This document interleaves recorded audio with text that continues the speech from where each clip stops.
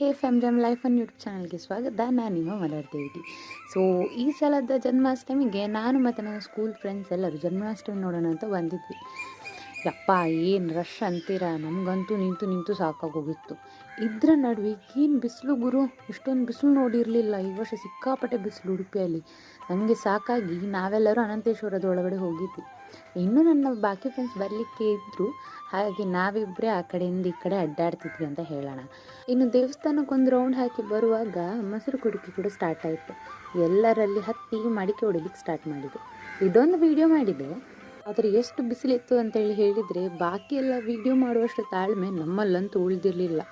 ಇನ್ನು ಹೀಗೆ ಜನಗಳ ನಡುವೆ ಗೋವಿಂದ ಅಂತೇಳಿ ಅಡ್ಡಾಡ್ತಾ ಮುಂದೆ ಹೋಗುವಾಗ ನಮ್ಮದು ಬಾಕಿ ಫ್ರೆಂಡ್ಸ್ ಕೂಡ ಸಿಕ್ಕಿದ್ರು. ಅವರ ಜೊತೆ ಗೀತಾ ಮಂದಿರ ಹೋಗಿ ಒಮ್ಮೆ ಗೀತಾ ಮಂದಿರದ ಒಳಗಡೆ ಏನುಂಟು ಅಂತೇಳಿ ನಾನು ನೋಡಿ ನಿಮಗೂ ತೋರಿಸ್ತಿದ್ದೇನೆ. ನೋಡಿ, ಒಮ್ಮೆ ಬಂದು ನೋಡಿ ಆಯಿತಾ. ಭಗವದ್ಗೀತೆದೆಲ್ಲ ಇದ್ದೆ ಶ್ಲೋಕಗಳೆಲ್ಲ. ಗೀತಾ ಮಂದಿರಕ್ಕೆ ಒಂದು ರೌಂಡ್ ಹಾಕಿದ ನಂತರ ನಾವೆಲ್ಲ ಇಲ್ಲಿಂದ ಹೊರಗಡೆ ಬಂದು ಸೀದಾ ಚಂದ್ರಮೌಳೇಶ್ವರ ಒಳಗಡೆ ಹೋದ್ವಿ. ನಿಮಗೆ ಗೊತ್ತಾ, ಉಡುಪಿದು ಹಳೆ ಟೆಂಪಲ್ ಅಂತೇಳಿ ಹೇಳಿದರೆ ನಮ್ಮ ಚಂದ್ರಮೌಳೇಶ್ವರ ಅಂತ. ಗೊತ್ತಿಲ್ಲ ಆದರೆ ಅದ್ರ ಬಗ್ಗೆ ಇನ್ನೊಮ್ಮೆ ಹೇಳೋಣ. ಹಾಗೆ ಅದರೊಳಗಡೆ ಒಂದು ಗರುಡ ಆ ಕಡೆಯಿಂದ ಈ ಕಡೆ ಹಾರಾಡ್ತಿತ್ತಪ್ಪ ರೌಂಡ್ ಹೊಡ್ಕೊಂಡು.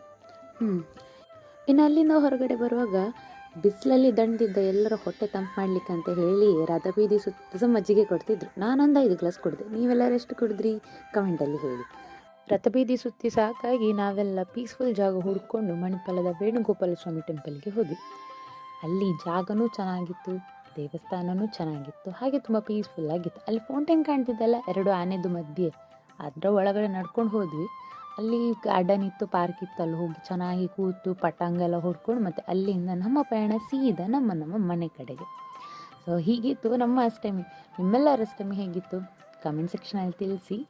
ಮುಂದಿನ ವಿಡಿಯೋ ಜೊತೆ ನಾನು ನಿಮ್ಮನ್ನು ಸಿಗ್ತೇನೆ. ಅಲ್ಲಿವರೆಗೆ ನೀವು ನಗ್ತಾರಿ, ಎಲ್ಲರನ್ನೂ ನಗಿಸ್ತಾರಿ. ಟೇಕ್ ಕೇರ್, ಬಾಯ್ ಬಾಯ್. ಕೃಷ್ಣ ಜನ್ಮಾಷ್ಟಮಿಗೆ ಸ್ವಾಗತ.